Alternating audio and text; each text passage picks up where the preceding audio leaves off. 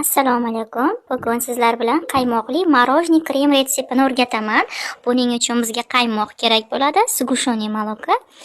Qaymoqni 500 gram, sgushonie молоко 320 gram ishlatdim. Birinchi qaymoqni muzdek idishimizga solib olamiz. So'ng ketidan sgushonie молоко solamiz.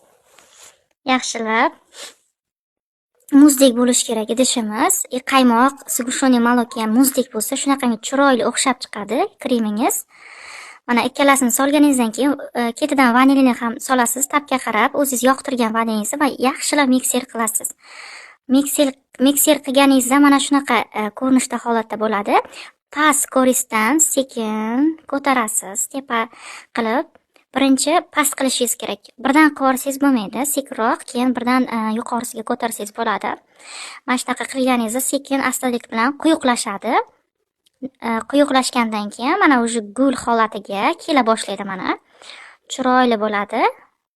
Quyuqlashgandan so'ng, gul holatiga kelgandan so'ng bezak, ya'ni gul tushadigan holga kelgandan so'ng sirazi to'xtatishingiz kerak.